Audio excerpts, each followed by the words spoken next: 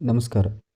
ಈ ವಿಡಿಯೋದಲ್ಲಿ ಪೋಷನ್ ಟ್ರ್ಯಾಕರ್ ಅಪ್ಲಿಕೇಶನ್ನ ಇತ್ತೀಚಿನ ವರ್ಷನ್ಗಳಲ್ಲಿ AWC ಡೈಲಿ ಟ್ರ್ಯಾಕಿಂಗ್ನಲ್ಲಿ ಅಂಗನವಾಡಿ ಕೇಂದ್ರ ಓಪನ್ ಎಂದು ಕೊಟ್ಟಾಗ ಲೊಕೇಶನ್ಗೆ ಸಂಬಂಧಿಸಿದ ಕೆಲವೊಂದು ಪ್ರಶ್ನೆಗಳು ಕೇಳುತ್ತಿವೆ.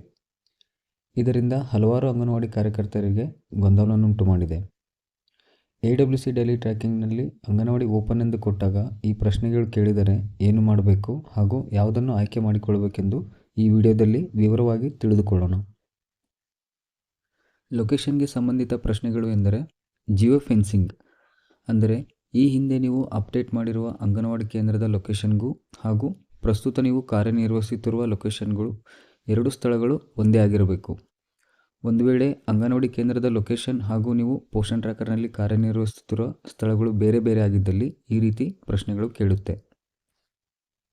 ಅಂಗನವಾಡಿ ಕೇಂದ್ರದಲ್ಲಿದ್ದುಕೊಂಡು ಡೈಲಿ ಟ್ರ್ಯಾಕಿಂಗ್ ಮಾಡಿದರೂ ಸಹ ಈ ರೀತಿ ಪ್ರಶ್ನೆ ಕೇಳಿದರೆ ನೀವು ಈ ಹಿಂದೆ ಅಪ್ಡೇಟ್ ಮಾಡಿರುವ ಲೊಕೇಶನ್ ನಿಮ್ಮ ಅಂಗನವಾಡಿ ಕೇಂದ್ರದ್ದು ಆಗಿರುವುದಿಲ್ಲ. ಸೊ ದಯವಿಟ್ಟು ಅದನ್ನು ಪರಿಶೀಲಿಸಬೇಕು.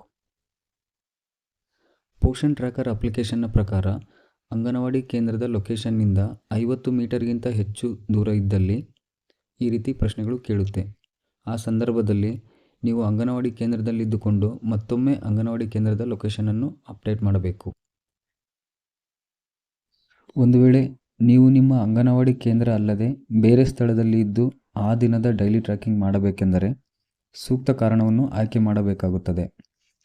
ನೀವಿಲ್ಲಿ ಸ್ಕ್ರೀನ್ಶಾಟ್ನಲ್ಲಿ ನೋಡಬಹುದು, you are away from your anganwadi centre, please select a reason for being away. ಅಂದರೆ ನೀವು ನಿಮ್ಮ ಅಂಗನವಾಡಿ ಕೇಂದ್ರದಿಂದ ದೂರದಲ್ಲಿರುತ್ತೀರಿ, ದಯವಿಟ್ಟು ದೂರವಿರಲು ಕಾರಣವನ್ನು ಆಯ್ಕೆ ಮಾಡಿ. ಹಾಗೂ ಬಹುಮುಖ್ಯವಾಗಿ ಡಿಸ್ಟೆನ್ಸ್ ಫ್ರಮ್ ಅಂಗನವಾಡಿ ಸೆಂಟರ್, ಅಂದರೆ ಅಂಗನವಾಡಿ ಕೇಂದ್ರದಿಂದ ಎಷ್ಟು ದೂರವಿರುತ್ತೀರಿ ಎಂಬ ಮಾಹಿತಿಯನ್ನು ಸಹ ನಾವು ನೋಡಬಹುದು. ಮೀಟರ್ ಮತ್ತು ಕಿಲೋಮೀಟರ್ಗಳಲ್ಲಿ ಮಾಹಿತಿಯನ್ನು ತೋರಿಸುತ್ತೆ.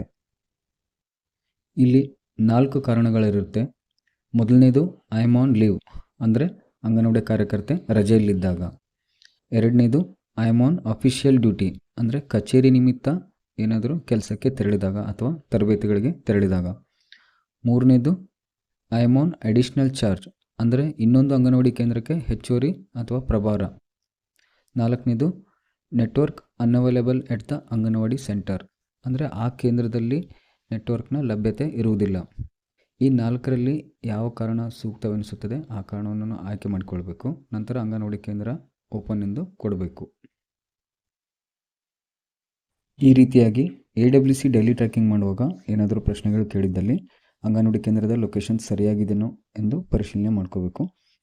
ಕೇಂದ್ರದ ಲೊಕೇಶನನ್ನು ಯಾವ ರೀತಿ ಅಪ್ಡೇಟ್ ಮಾಡಬೇಕೆಂದು ಈಗಾಗಲೇ ನಾನು ಹಿಂದಿನ ವಿಡಿಯೋದಲ್ಲಿ ತಿಳಿಸಿರುತ್ತೇನೆ. ಈ ವಿಡಿಯೋದಲ್ಲಿ ನೀಡಿರ್ತಕ್ಕಂಥ ಮಾಹಿತಿ ತಮಗೆ ಉಪಯೋಗವಾಗಿದೆ ಎಂದು ಭಾವಿಸುತ್ತೇನೆ. ಧನ್ಯವಾದಗಳು.